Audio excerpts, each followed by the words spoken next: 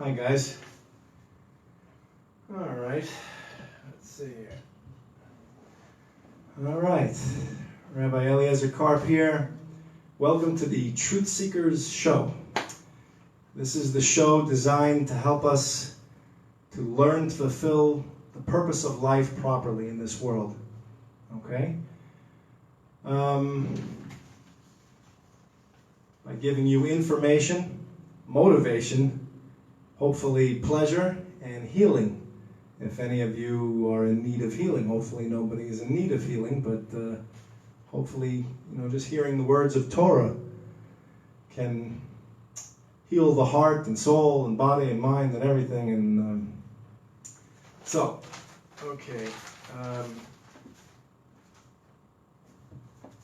want to start from the beginning. Before in the beginning. The first words of the Torah are in the beginning. And actually that might not be so true. It could be because Rashi says that it's a whole deep grammatical explanation, but he says it's because of the beginning of Hashem's will and his crops, meaning those that follow or fulfill his will. God created the heavens and the earth. He created the world. That's a whole different take on that first sentence. And that actually is kind of in line with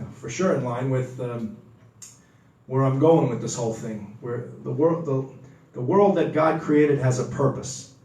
And when we fulfill that purpose properly, then the purpose for him creating the world is fulfilled, and he then is satisfied, one would think. Let me check to make sure I'm on. Hold on. All right, guys, you there? All right, I see you guys. All right, thanks for coming. Let me see if I can get this up a little, the camera. Okay, how about that? That'll be nice. And maybe just turn it a little this way. Hold on. That's good.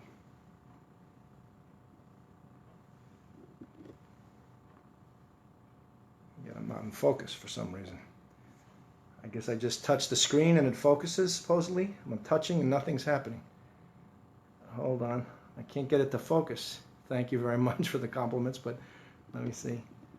Okay. Does it focus when I come into the frame, or is it... Someone could tell me real quick what I got to do? I'm just... I don't know the camera too well to know. It's my cell phone camera. You see how it's like off a little bit, like blurry? How do I get that to go away? All right, nobody knows? All right, I'm coming back. All right, here we go. Let me see. All right, here we go, guys. I'm coming. Okay. The first question I want to answer today, or try to answer, is why did God make the world? Why did he create the world in the first place? Okay? Now let's picture that Hashem, the name, our creator, is by himself, right? And we're not here yet, right? He didn't make us. So here's an explanation, maybe it's the explanation. I haven't pondered all of the possible explanations. I think this is the explanation that I've been taught. I read a book called Derech Hashem, The Way of God. Okay? And in that book, the Ramchal, Rabbi Moshe Chaim Luzzatto, explains that our Creator, God, is perfect good. Okay? And inherent in perfect good is that perfect good has to give perfectly.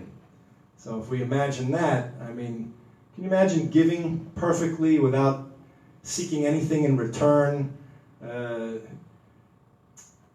not trying to take any credit for the giving, just making sure that all the needs of someone is fulfilled, the needs of the situation of giving to the needs giving is giving fulfillment to needs, right?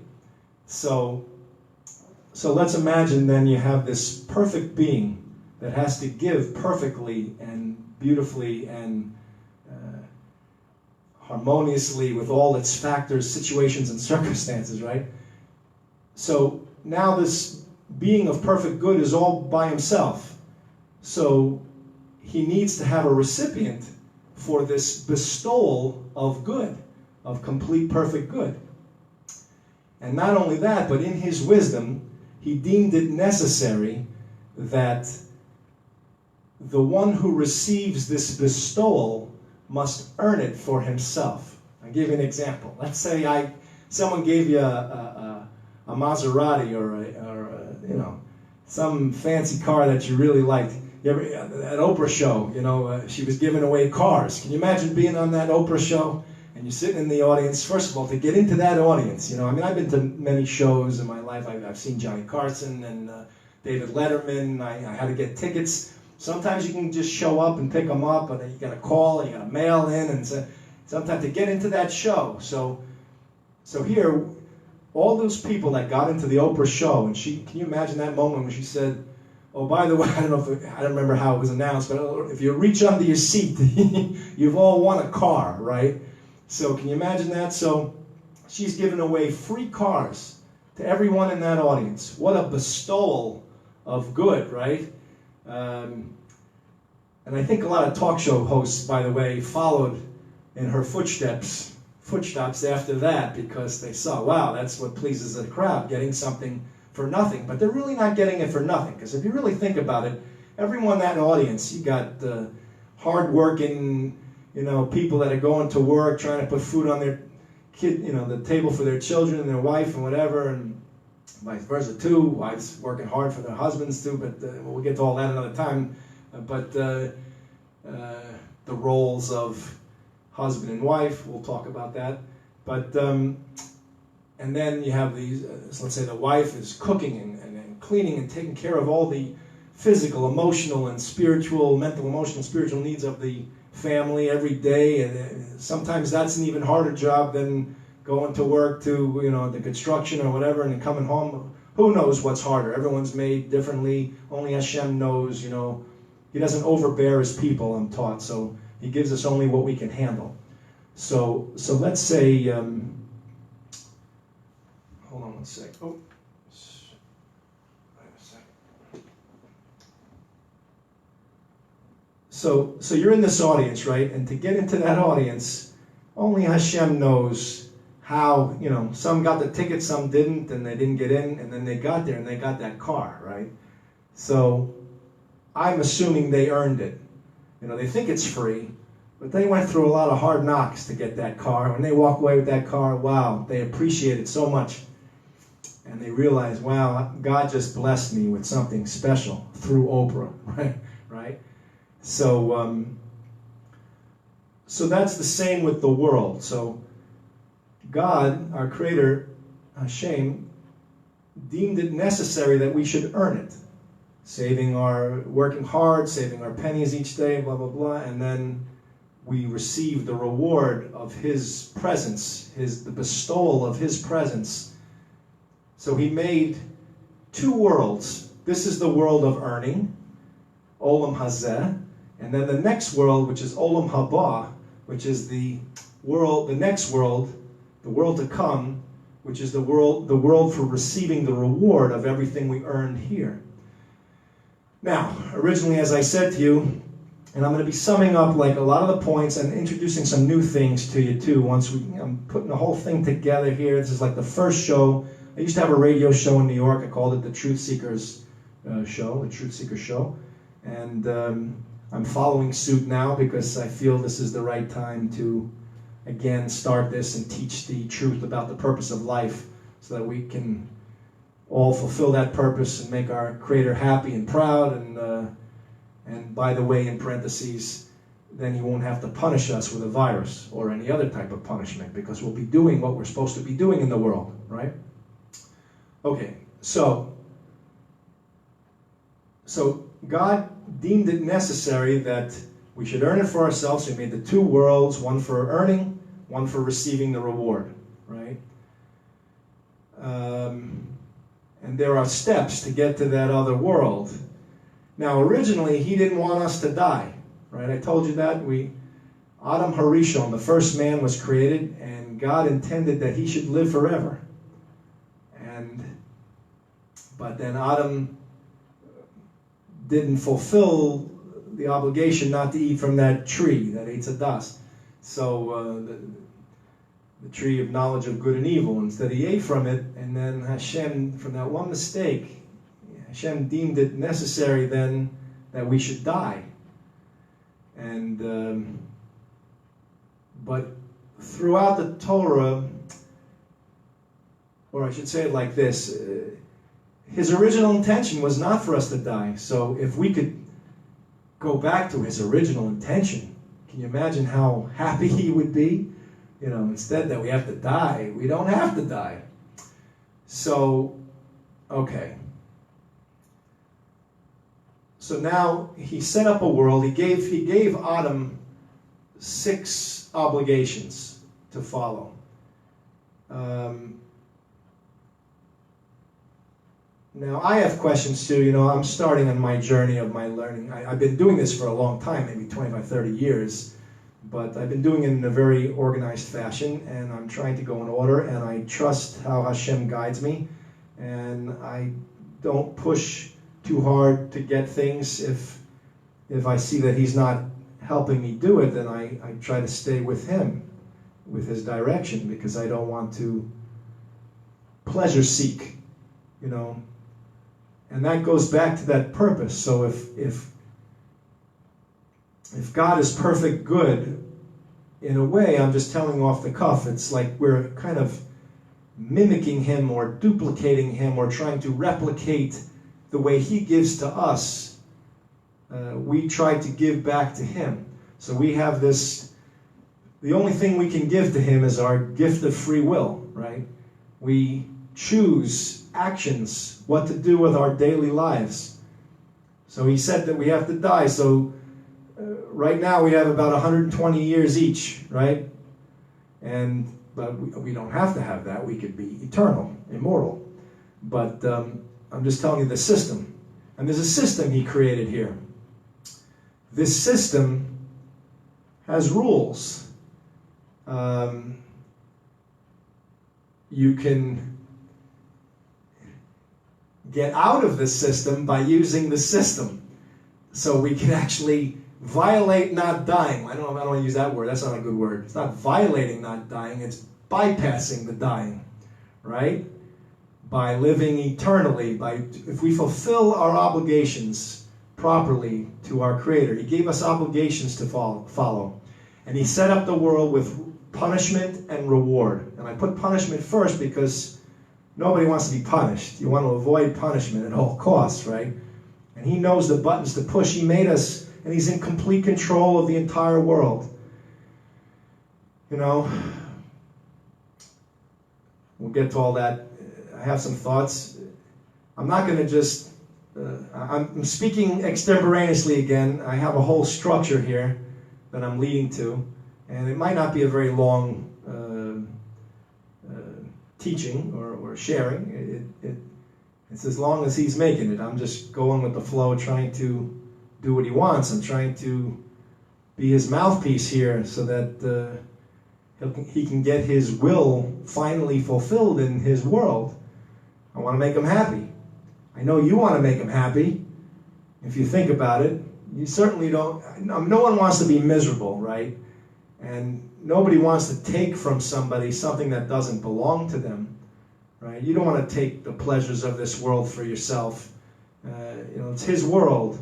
And we're supposed to fulfill a job here. We have a job. This is our daily endeavor, is to please him. Okay? So,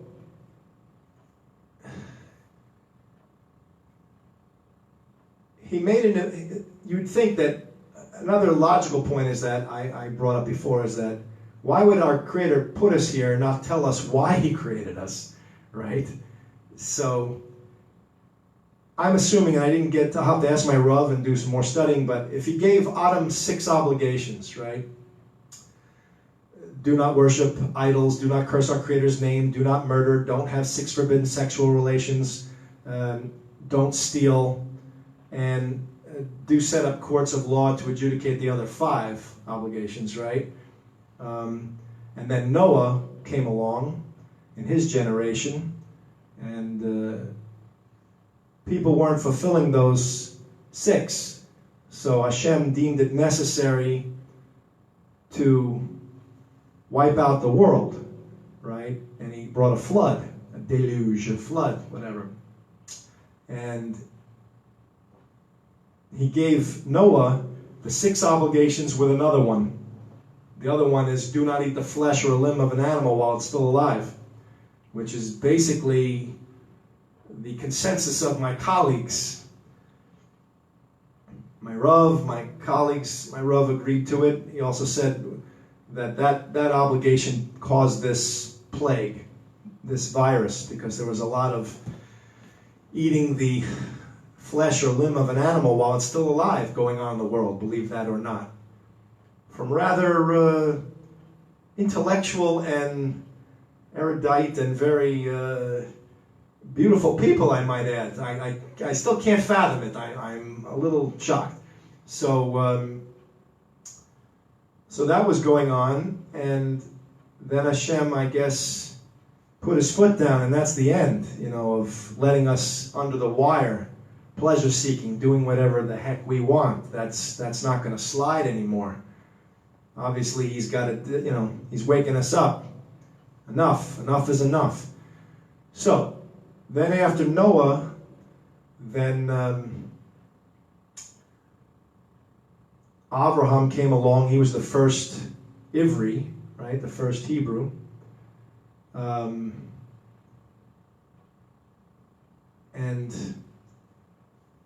then we went through Avraham, Yitzchok, Yaakov, Yosef, Tzaddik. Yosef was very strong. He wouldn't allow himself to be involved with the wife of the Paro, of the Pharaoh. Right? He was very strong. So that's why Yosef HaTzadik, they call him Yosef the righteous one. And then, so we were in Egypt, and